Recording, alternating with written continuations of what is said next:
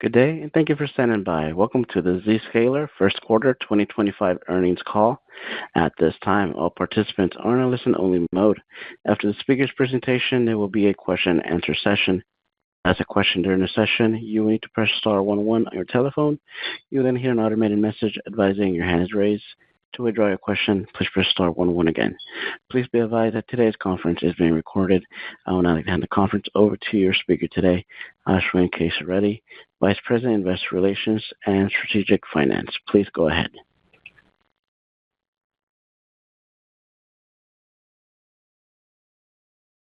Good afternoon, everyone, and welcome to the Zscaler First Quarter Fiscal Year 2025 Earnings Conference Call. On the call with me today are Jay Chaudhry, Chairman and CEO, Remo Canessa, CFO. Please note we have posted our earnings release and a supplemental financial schedule to our Investor Relations website. Unless otherwise noted, all numbers we talk about today will be on an adjusted non-GAAP basis. You will find the reconciliation of GAAP to the non-GAAP financial measures in our earnings release. I'd like to remind you that today's discussion will contain forward-looking statements, including but not limited to the company's anticipated future revenue, calculated billings, operating performance, gross margin, operating expenses, operating income, net income, free cash flow, dollar-based net retention rate, future hiring decisions, remaining performance obligations, income taxes, earnings per share, our objectives and outlook, our customer response to our products, and our market share and market opportunity. These statements and other comments are not guarantees of future performance, but rather are subject to risk and uncertainty, some of which are beyond our control. These forward-looking statements apply as of today, and you should not rely on them as representing our views in the future. We undertake no obligation to update these statements after this call. For a more complete discussion of the risks and uncertainties, please see our filings with the SEC, as well as in today's earnings release. I also want to inform you that we'll be attending the following conferences: UBS Global Technology and AI Conference in Scottsdale on December 4th, Scotiabank Global Technology Conference in San Francisco on December 10th, Barclays Global Technology Conference in San Francisco on December 11th, Needham Growth Conference on January 9th and 10th. Now, I'll turn the call over to Jay. Thank you, Ashwin. We delivered a strong Q1 with all metrics once again exceeding the high end of our guidance. Revenue grew 26% year-over-year, and bookings growth accelerated to over 30%, driven by increasing customer commitments to our Zero Trust Exchange platform and growing interest in our AI solutions. Our billings growth of 13% far exceeded the recent average growth rate of publicly traded legacy network security vendors by over 10 percentage points, demonstrating our continued market share gains in cybersecurity. We are making tremendous progress executing on our go-to-market plans and driving innovations that our customers are relying on us for. With continued strong demand, I'm very pleased to increase our full-year billings and revenue guidance. Q1 was a solid quarter for profitability as well. With our operating discipline, we grew operating profit by 50% year-over-year and delivered new Q1 records for operating margin of 21% and free cash flow margin of 46%. While many successful SaaS companies strive for Rule of 40 results, our revenue growth and free cash flow margin makes us a rare SaaS company that operates at Rule of 70 or better. This places us in the top handful of the 145 largest public SaaS companies. In my scores of customer conversations, CXOs are prioritizing Zero Trust security and AI for their IT spending. We are fighting AI with AI. We recently delivered several AI innovations and are continuing to expand our AI portfolio in the following three areas of high customer interest. First, securing use of AI applications for faster and safer adoption of public and private AI applications. We enable customers to securely adopt public AI apps such as ChatGPT, Microsoft Copilot, and GitHub Copilot with Zscaler for Copilots. Zscaler for Copilots provides granular visibility to find and classify on-prem or cloud data, gives access control for only the right users to access data, limits Copilot's discovery of data, fixes Copilot misconfigurations, and enforces policies to stop sensitive data from leaking. Our industry-leading capabilities in this area are driving large customer wins. For example, in a new logo win, a global 2,000 technology services customer purchased our AI-powered data protection solution, which accounted for 50% of the seven-figure ACV deal. Data protection enables this customer to securely roll out Microsoft Copilot. The secure use of Office 365 was a huge opportunity for us, and I believe the secure use of Microsoft Copilot is a huge opportunity as well. In addition to enabling secure adoption of Copilots, we provide visibility and control into public AI apps used by employees, score the risk level of AI apps, and store prompt queries for logging or auditing purposes. With the widespread adoption of public AI apps, we are seeing growing demand for their security. Our innovations are expanding beyond securing public AI apps to customers' private AI apps, including chatbots, LLM, and SLM models and inference engines. We are expanding the functionality of our inline proxy-based Zero Trust Exchange with an LLM proxy to analyze prompt queries and results, to detect and prevent prompt injections and other malicious activities. Second, AI-powered automated digital experience for operational efficiency and faster resolution of end-to-end user performance issues.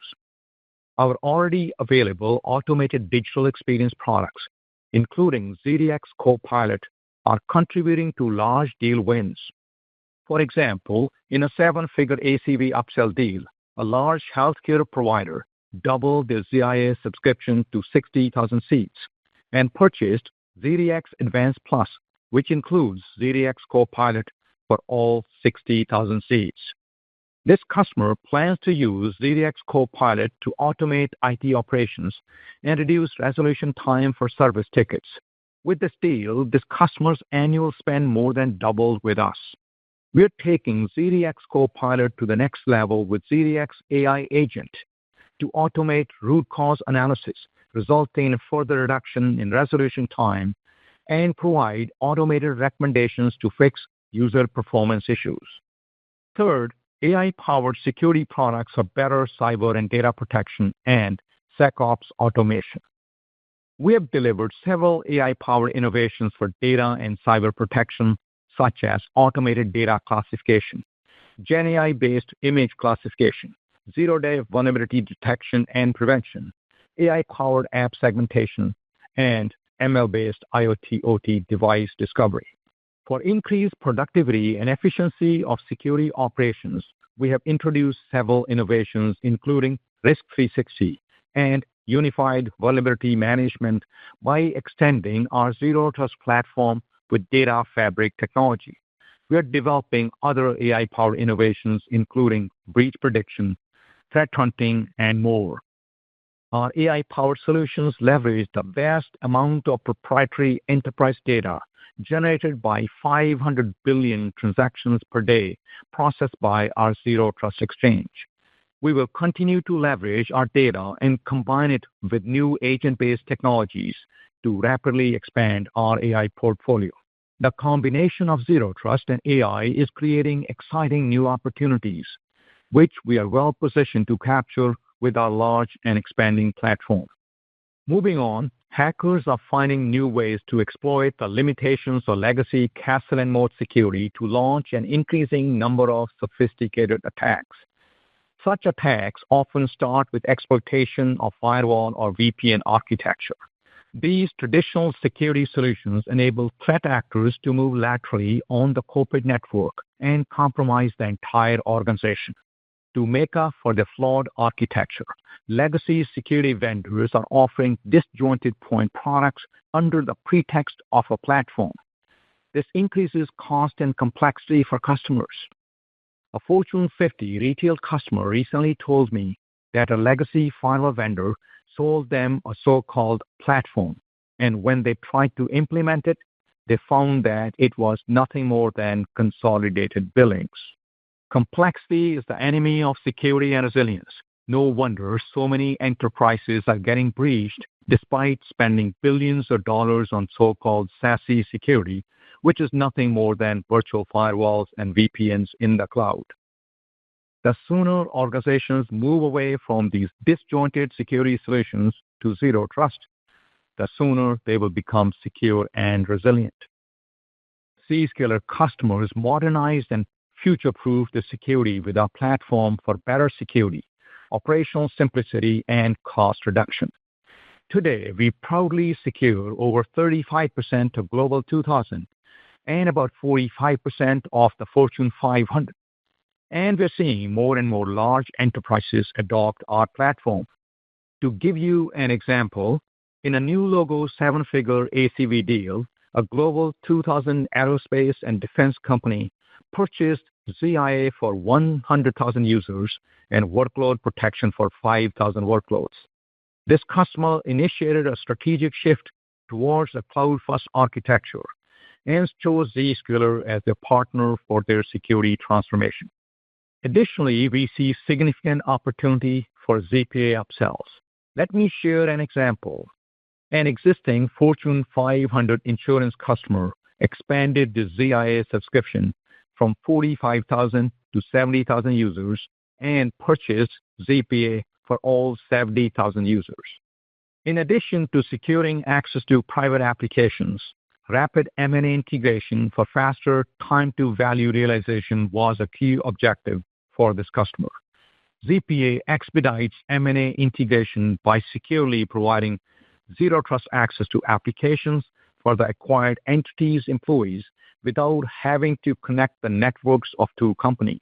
This is not possible with a firewall-based SaaS solution. With this upsell, this customer's annual spend with us almost doubled to over $5 million. We expect ZPA to continue to be one of our biggest growth drivers in fiscal 25. Moving on to data protection. At Zenith Live, we outlined our broader vision of our data protection solution that our customers are increasingly adopting. For example, in a seven-figure ACV deal, a Fortune 500 pharma company purchased our data protection solution for over 23,000 users to eliminate multiple point products, including legacy data loss prevention, insider threat management, email data security, and more. This purchase nearly doubled the annual spend of this customer with Zscaler. I'm thrilled with the innovations we are bringing to our data protection solution. For example, we recently introduced a unique offering which combines the capabilities of ZPA with our cloud browser product to bring zero trust access to third-party suppliers and partners. Traditionally, third-party application access was addressed either by VDIs that are expensive and complex or by third-party enterprise browsers that require yet another agent to be deployed on the endpoint. Third-party enterprise browsers are complex to deploy and manage, and their vulnerabilities are being exploited by attackers. Our solution uses standard browsers like Chrome and provides superior security while eliminating VDIs and third-party browsers. To give you a few examples, a Global 2000 IT services company for 20,000 users, a US-based shipping and packaging company for 7,000 users, a Global 2000 insurance company for over 5,000 users, each purchased our cloud browser solution to eliminate legacy third-party access products. We will continue to invest to accelerate innovations in this area. Next, our emerging products, including ZDX, Zero Trust for Branch and Cloud, and AI Analytics, are increasingly contributing to our success. I'm excited to share that emerging products ARR is growing twice as fast as our core products. Combined with our account-centric go-to-market motion, our emerging products are driving large seven-figure deals. Let me share two examples. First, In a seven-figure upsell deal, a Fortune 500 transportation customer purchased ZIA for workloads, eliminating virtual firewalls from their cloud environments. This upsell drove approximately 40% increase in the annual spend of this existing $5 million plus ARR customer. Driven by our continued innovations for workload protection and our account-centric go-to-market strategy, we are securing large workload footprints for increasing number of customers, which has accelerated workload protection ARR over the past couple of quarters. Second, in a new logo seven-figure ACV win, a large U.S. automotive supplier purchased our Zero Trust SD-WAN for all 45 of the branches and Zero Trust Device Segmentation for their 37 factories. A combination of Zero Trust SD-WAN with Zero Trust Device Segmentation will eliminate lateral threat movement among branches and factories, which is not possible to achieve with traditional SD-WAN. I believe with our solutions, we will accelerate the decline of north-south and east-west firewalls. This deal is an example of a global system integrator, or GSI, working closely with Zscaler to transform customers' legacy networks and security to Zero Trust architecture. Next, in the federal vertical, we added a new cabinet-level agency this quarter, and now we proudly serve 14 of the 15 cabinet-level agencies, including the DoD. Federal agencies are adopting the Zscaler platform to improve their security posture and reduce cost and complexity by eliminating firewalls and VPNs. Having landed these cabinet-level agencies, we see significant upsell opportunities to grow ARR over time. We are also continuing expansion into other federal agencies. For example, in a new logo win, a large federal agency purchased ZPA and ZDX for 22,000 users in a seven-figure ACV deal. Government investigations by multiple countries, including Australia, the European Union, Japan, Singapore, the United Kingdom, and the United States, concluded that nation-state cyber attackers are successfully breaching the moat created by firewall-based solutions, and as a result, these governments are planning to adopt Zero Trust architecture. We see this as a huge opportunity, and we will leverage our success in U.S. federal to grow our business in these and other countries. Next, let me share a few highlights of the progress we're making to up-level our go-to-market engine.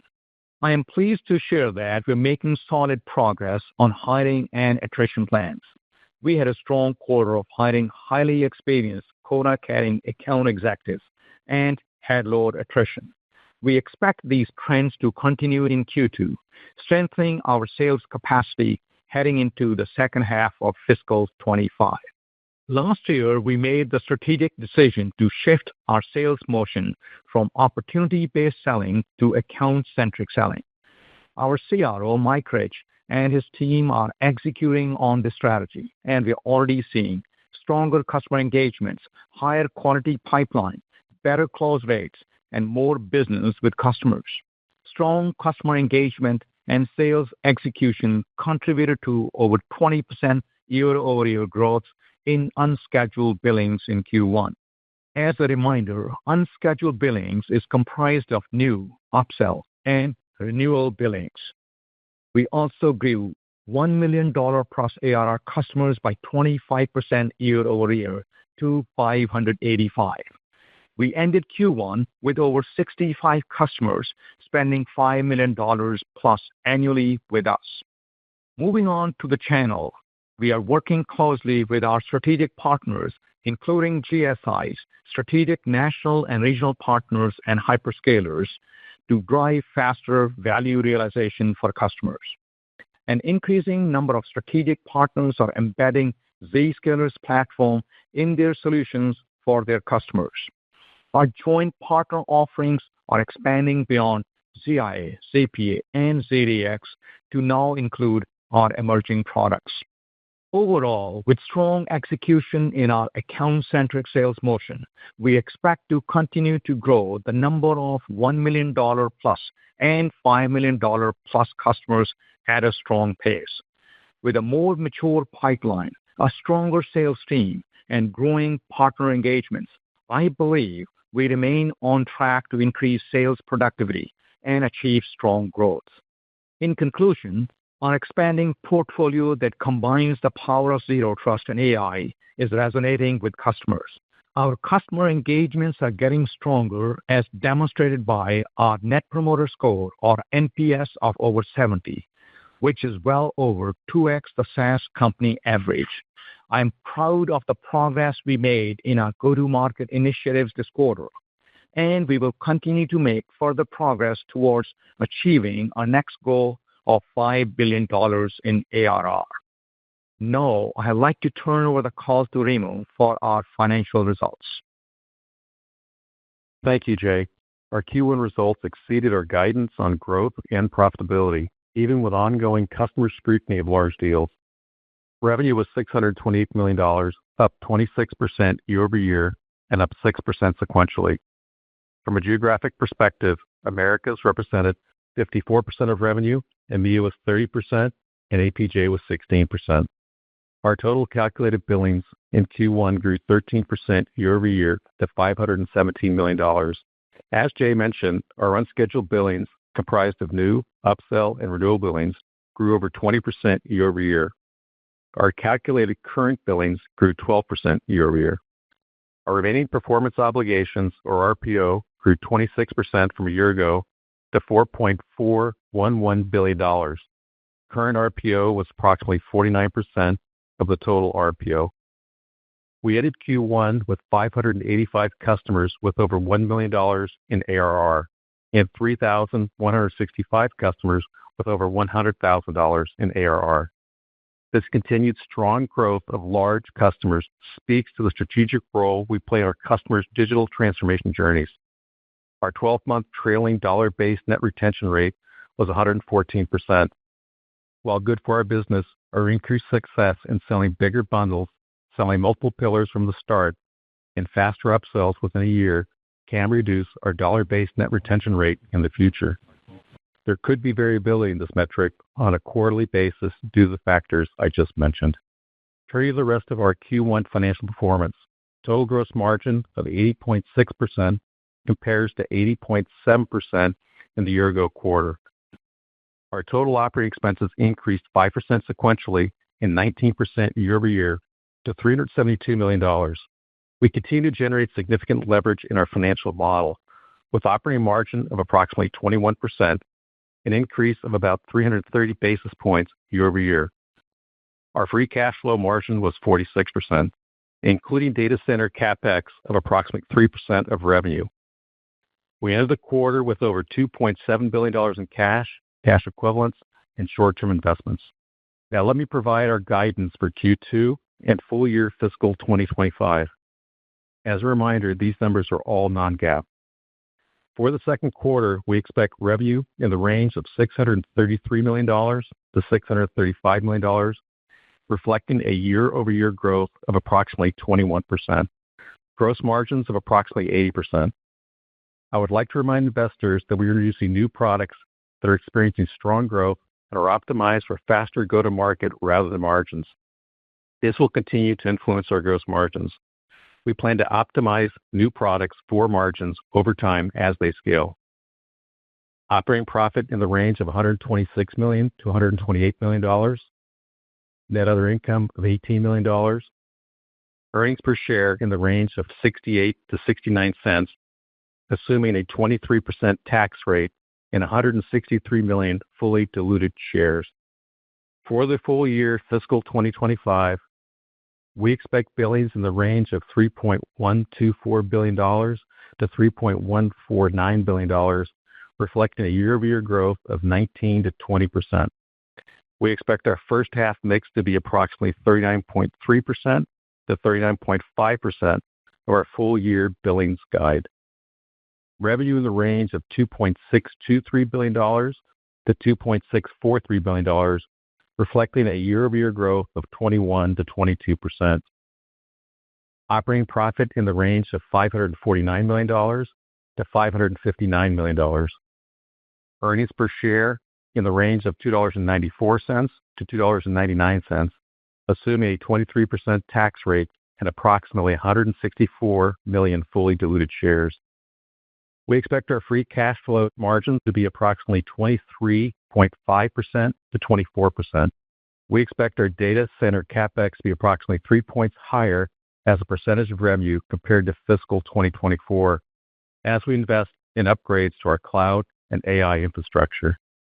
With a large market opportunity and customers increasingly adopting the broader platform, we'll invest aggressively to position us for long-term growth and profitability. On a personal note, I'd like to share that after 8 amazing years, I have decided to retire as Chief Financial Officer of Zscaler. It has been my greatest pleasure to be a part of Zscaler's journey from less than $250 million to over $2.5 billion in ARR. I'd like to thank Jay for his confidence in me. It has been a true partnership, which for me personally has been very special. I'd also like to thank the employees of Zscaler and our board of directors for their support through the years, and also thank our customers, partners, investors, and analysts. I am confident that Zscaler will continue to shape the next several decades in cybersecurity with its Zero Trust Exchange platform. I look forward to following Zscaler's progress. Now, I'll turn the call over to Jay. I want to personally thank Remo for all his contributions to Zscaler. Remo has been a friend and a trusted business partner whose wisdom and judgment helped us make many critical decisions as we scaled our business at an unprecedented pace. He will be dearly missed. Remo will remain as CFO until his successor is appointed. With that, operator, you may now open the call for questions. Thank you. And at this time, we will conduct a question and answer session. As a reminder, to ask a question, you will need to press star 11 on your telephone and wait for your name to be announced. To withdraw your question, please press star 11 again. Please limit yourself to one question in the interest of time. Please stand by. We'll compile the Q&A roster. One moment for our first question.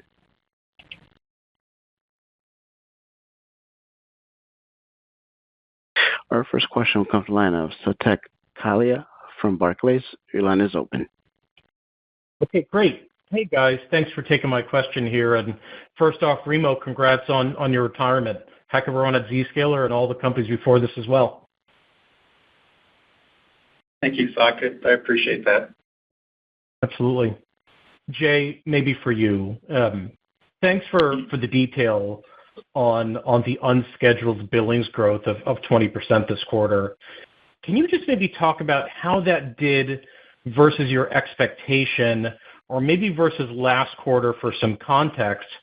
And as you look forward, do you still feel confident in sort of the accelerated billings growth as that contracted non-cancelable billings pool sort of grows and normalizes back to what it was historically?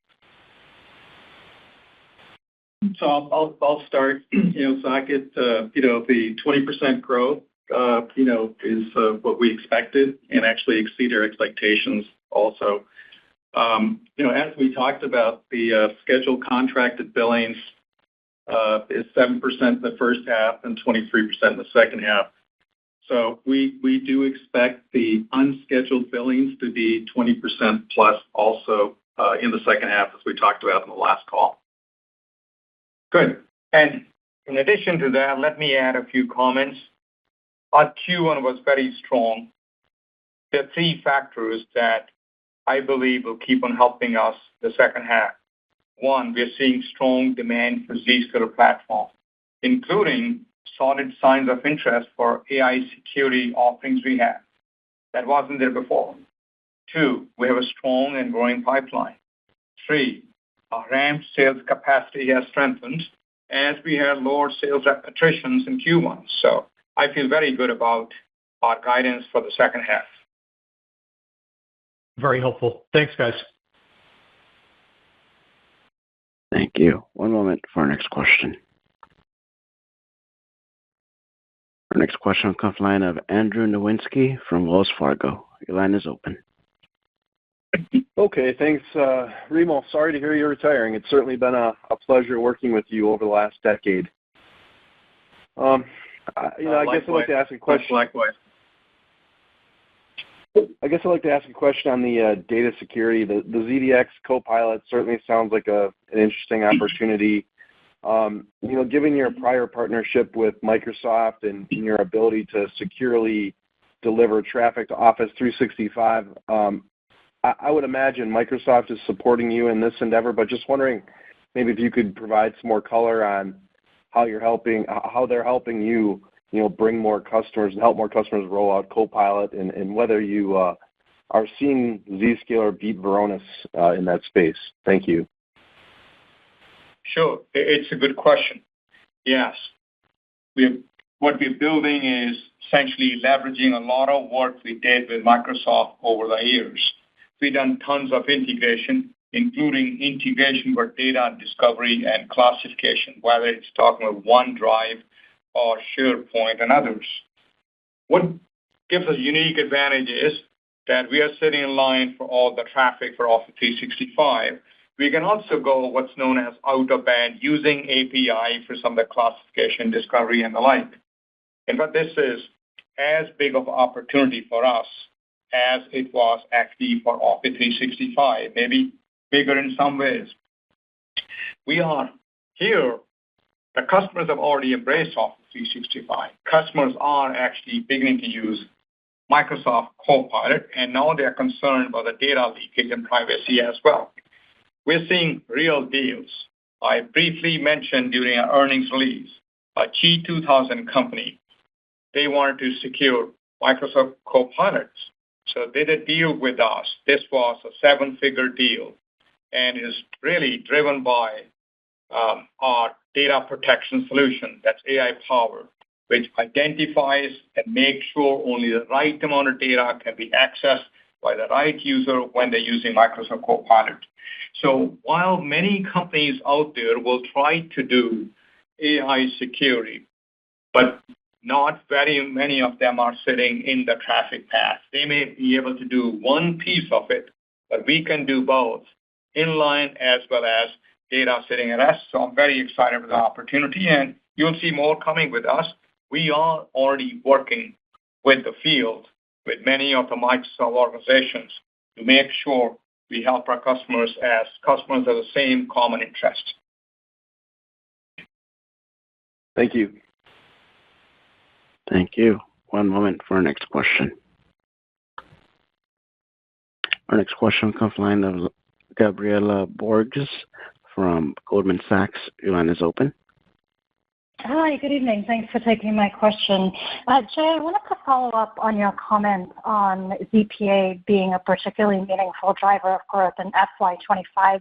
Maybe just remind us, how far along do you think we are in the VPN replacement cycle? How is the competitive environment changing, and what are some of the catalysts that might cause an enterprise to reevaluate their VPN and Zero Trust ZPA strategy now versus maybe call it during COVID? Thank you. Yeah. Gabriel, I thought VPNs will be gone a long time ago. There are lots and lots of them sitting out there. That's similar to, we used to wonder how long will blue coat proxies be here. We're still discovering lots of them and replacing them. But the opportunity is not just VPN. VPN is the starting point. That's a kind of beachhead for us. We are the entire inbound DMZ that replaces the whole stack, starting with load balancers, DDoS protection, external firewalls, VPN, all that kind of stuff. So that's big opportunity. And the next phase of this opportunity ends up being Zero Trust segmentation out there. So 3 phases: VPN replacement, entire inbound DMZ, and segmentation with Zero Trust. If you look at what we've done with ZPA in terms of numbers, it's a remarkable growth. At the time of the IPO, ZPA was about a single-digit % of new and upsell business. Today, ZPA is over 40% of the mix of new and upsell generated by ZI and ZPA combined. I believe it's a matter of time when all of our customers will buy ZIA, ZPA, and ZDX for every employee. That's where our customers are headed. We see more and more wins out there. And the so-called competition is still trying to spin up virtual VPN in the cloud and call it Zero Trust. So we think we have a big advantage in this area for quite some time. Thank you for the color, and congrats to you, Ramon, from me as well. Sure. One moment for our next question. Our next question will come from the line of Brad Zelnick from Deutsche Bank. Your line is open. Great. Thanks so much. So much information you've shared, Remo. Fantastic run. Congrats. And nice, strong booking start to the year, guys. Jay, I was surprised to hear you compare your growth this quarter to that of the firewall players out there, just given how differentiated you are. And some of those folks are talking about significant hardware refresh opportunities ahead as they have boxes that go end of life. If you look backwards, to what extent are those events opportunities for Zscaler to go in and totally re-architect and transform and displace, a set of branch firewalls, for example, and bring them onto your platform? Thank you. Yes. I agree with your statement. I was wondering, should we be ever talking about comparing our billings growth to firewalls? We shouldn't, but the delta was so big that we thought it's worth highlighting it. But moving on to the other question you had about a refresh next year. When people used to ask me 3 years ago, are you replacing firewall directly? And I would say, no, we're not focused on firewalls. But where we are sitting today, firewall refresh is a good opportunity for us, and we're planning to target customers with our cost takeout programs.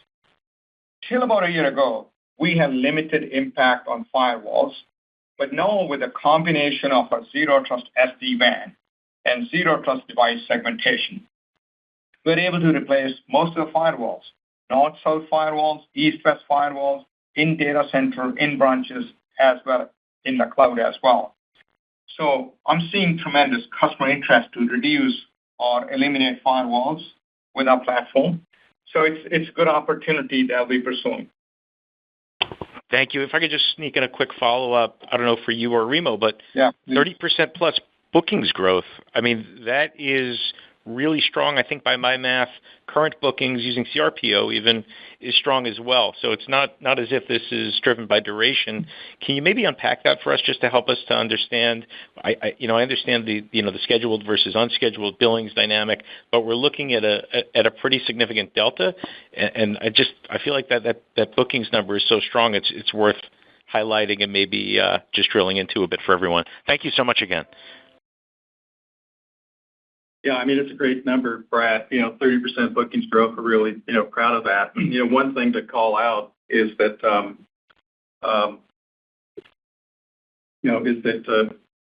our unscheduled billings of 20+% growth, basically both in the first half and second half is helping that.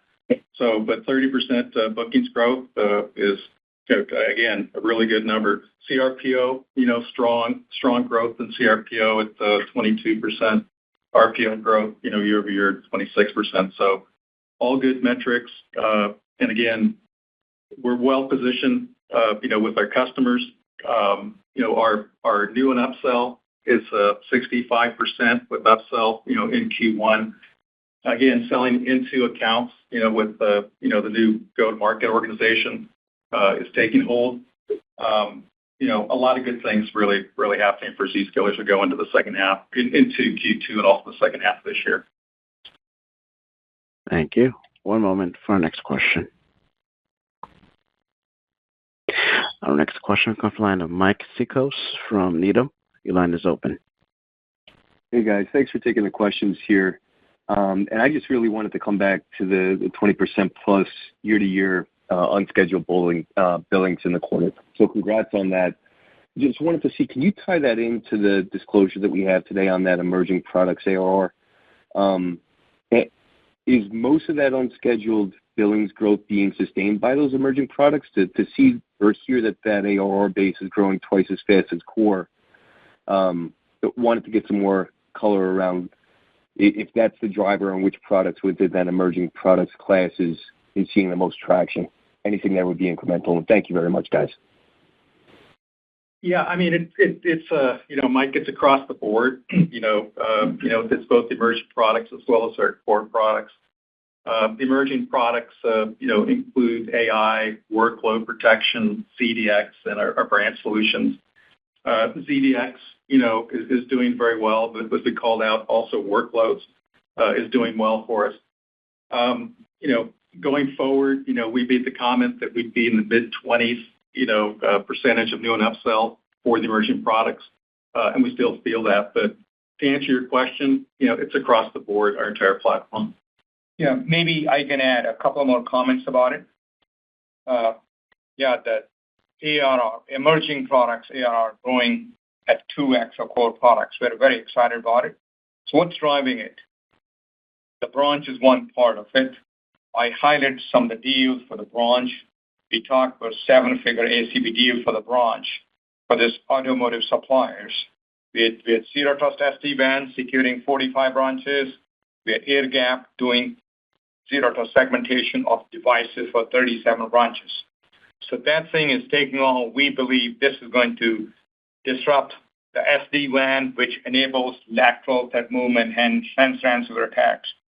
I was especially pleased with the progress we're making on cloud workload protection. We have been selling workload protection. We did a great 7-figure deal in a workload that was very interesting because a lot of these customers in the past have started small with us. Early on, they had smaller footprints. Now they're expanding those footprints with bigger deals. And that's what's going to accelerate our opportunity here. And then there'll be Zero Trust workload segmentation, the next opportunity. That's why we are excited, because the only competition in the workload space for us, for communication, is old school firewalls. And we're excited.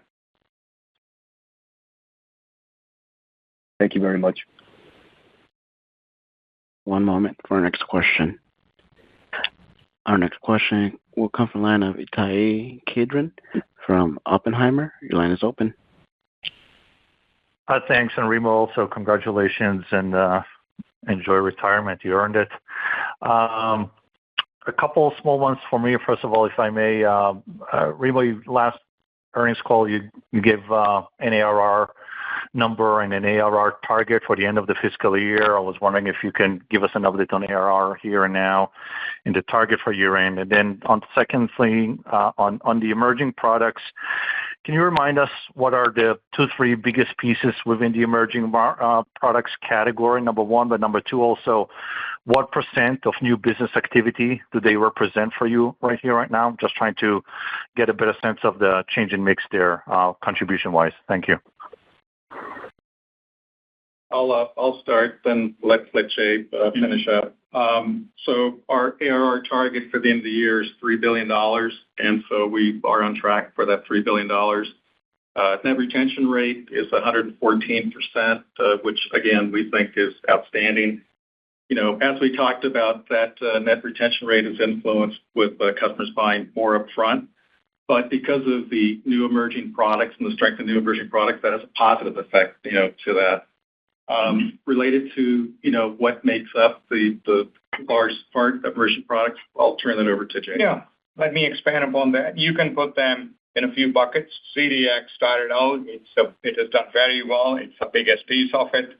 Zero Trust Branch started out the Branch Connector with a Zero Trust Appliance, Zero Trust SD-WAN. It's a great area for us.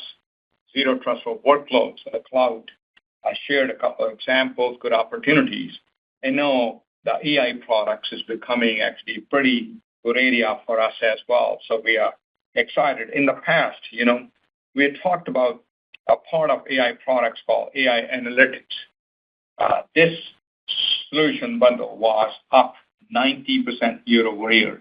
It's coming from a small base, but we're very pleased with the traction of the various emerging products are taking.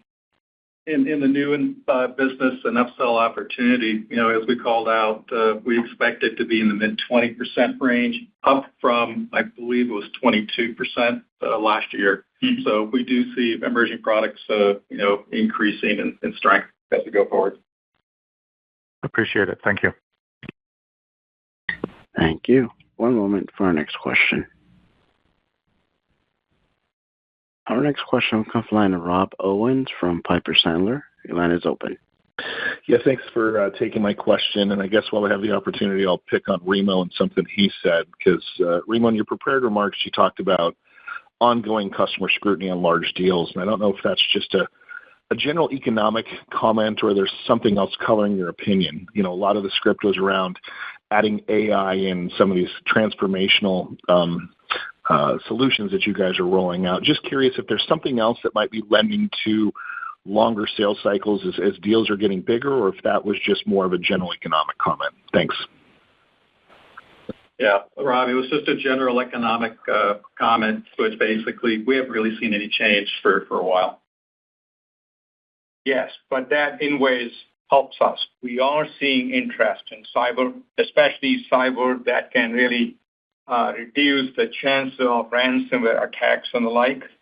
So that's where Zero Trust comes in. And then the CIO often will say, and that hasn't changed, I like your cyber method, but if you can reduce my cost and complexity, to doubly motivated. So really, we have combined the need for Zero Trust, and now AI becomes a further catalyst with cost and complexity reduction, which is helping us because most companies can't do cost reduction. Legacy firewall vendor is not going to cannibalize that large install base of firewalls. We can. Great. Thanks for the color. One moment for our next question. Our next question will come from the line of Brian Essex from JP Morgan. Your line is open. Good afternoon, and thank you for taking the question. Remo, congratulations. We're certainly going to miss working with you. I would maybe want to hit on the SecOps side of the equation. Maybe Jay, can you help us understand where we are in terms of progress with Avalor? And I noticed, in the press release, you noted that you surpassed 500 billion daily transactions, which is huge. How are your customers evaluating your ability to scale over the volume of data and traffic that you have, given all the changes we're seeing in the SecOps side of the market in the current environment? Thanks.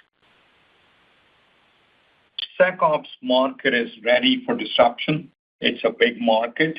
We had taken a very thoughtful approach of starting by building the data fabric so that all queries and all the stuff doesn't need to come to the massive data lake, which can take forever.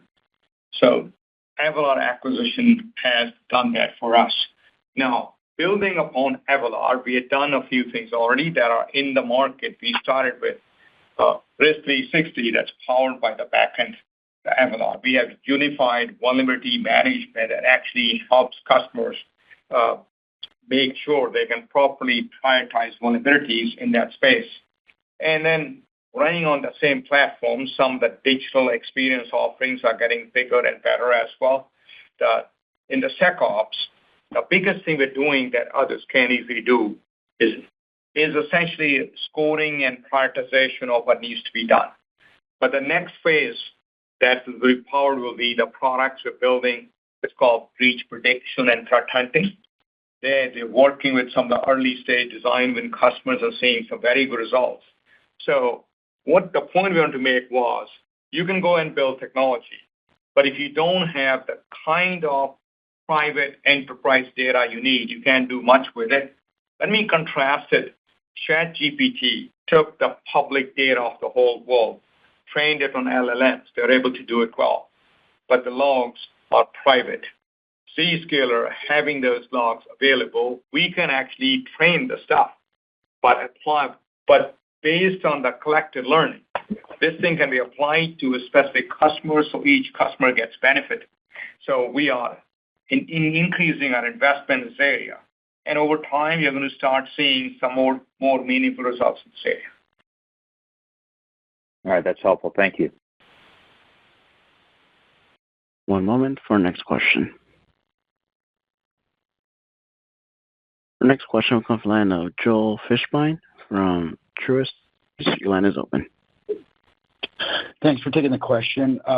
Remo, big shoes to fill, and you'll be sorely missed. Jay, you talked a little bit about the public sector and U.S. federal. Just curious if there's been any update on DoD and Thunderdome and any of the projects there. They've been looking at doing a revitalization, and you seem to be primed for that. Would love to hear where that stands. So we continue to gain share in federal market across the board. One of the things proud of is now we reached 14 of the 15 cabinet-level agencies as our customers.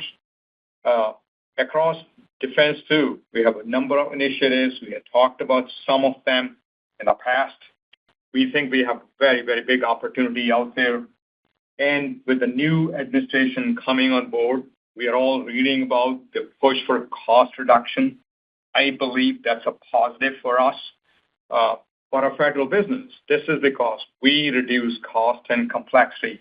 We eliminate north-south, east-west firewalls, VPN, NAC, segmentation, all of those kind of products. So I'm excited about the federal opportunities, and it's not just the U.S. They're taking the same kind of solutions to some of the Western-friendly, NATO-friendly countries as well.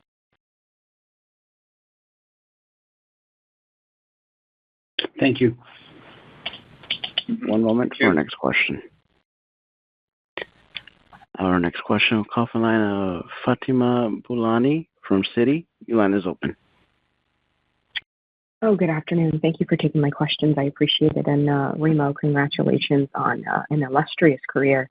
I wanted to ask you a question with regards to the updated billings guidance and some of the implied second quarter billings based on some of the seasonality commentary you shared, Remo. Is there anything that we should think about vis-a-vis transactions that maybe landed early? Just trying to get a better sense of, hey, first quarter, was really strong out of the gate, certainly relative to expectations. But why would we see, some of that pare down and then the second fiscal quarter? If you can give us some color around that. Thank you so much. Yeah, our guide for the second quarter, for billings is actually up, the 39.3% to 39.5% would indicate that for the second quarter. The key thing is that we had a great first quarter, and if you take a look, we're passing the beat for the entire year. Really fundamentally, nothing's, changed what we talked about on the prior call. The key dynamic which is occurring is the scheduled billings at 7% in the first half and 23% in the second half. So nothing's really fundamentally changed. What I can say is that, our pipeline supports our guidance. What I can say also is that, hiring has been very good in our sales organization. Attrition is down. The go-to-market organization really is becoming very, very strong.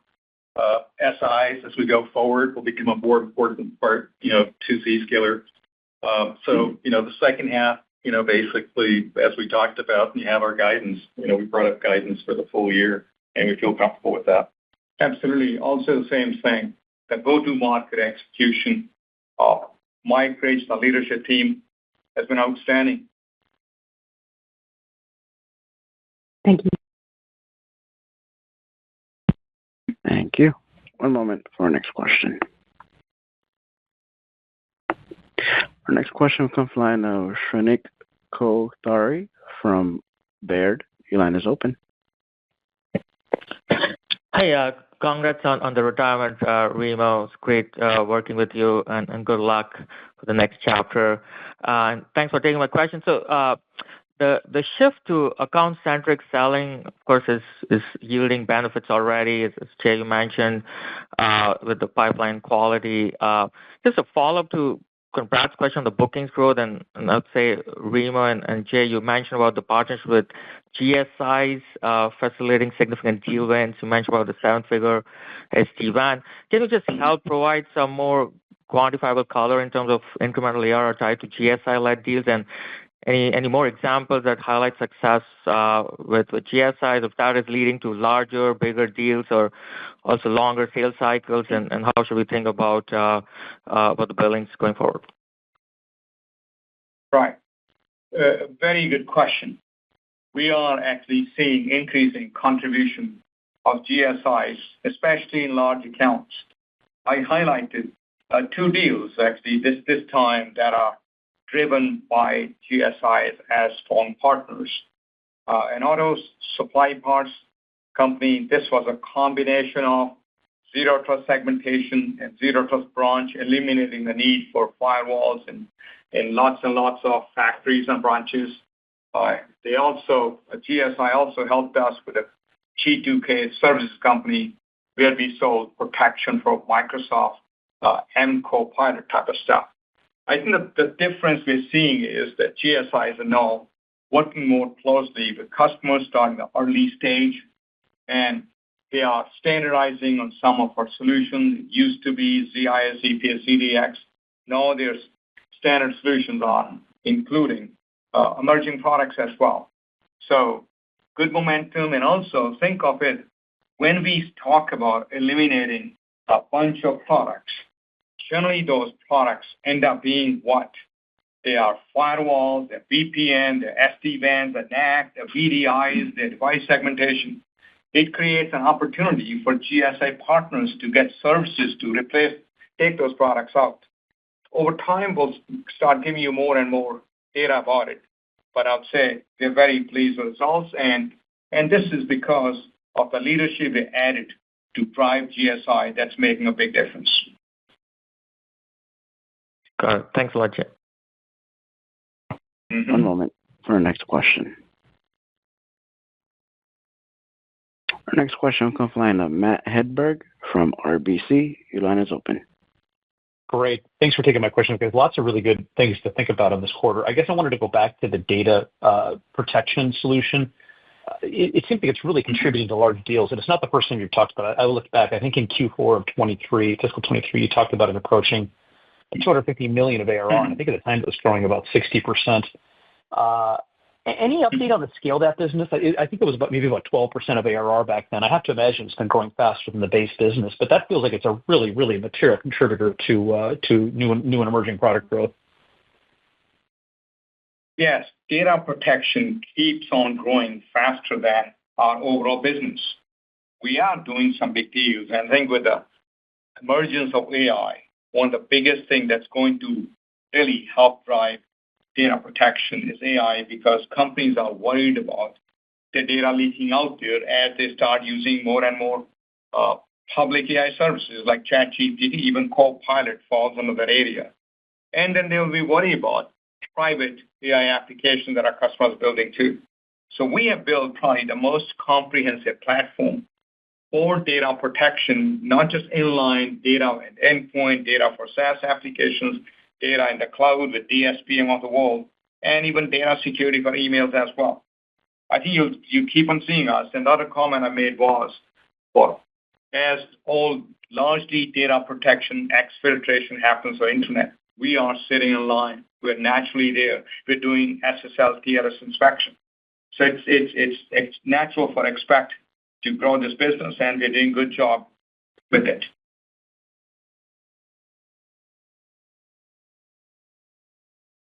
Thank you. One moment for our next question. Okay. And our last question for today will be from the line of Roger Boyd from UBS. Your line is open. Great. Thanks for taking questions. And Remo, sad to see you go, but I'll echo my congrats on your retirement there. It's been a pleasure. Jay, just to follow up on data security, it seems like you're having a lot of traction upselling that data security portfolio, but I'm wondering to what extent that you've seen that holistic view that really only inline vendors can do start to influence new ZPA, ZIA deals, and how big of a competitive differentiator you see that being going forward? So data protection, majority of the time, it comes with ZIA, ZPA. With such a large install base, our customers started on data protection side, and had none or small data protection. So it's easy and natural for us to start that way. We are seeing some of the customers some of the prospects starting with interest on the data protection side as well. Those numbers are relatively small.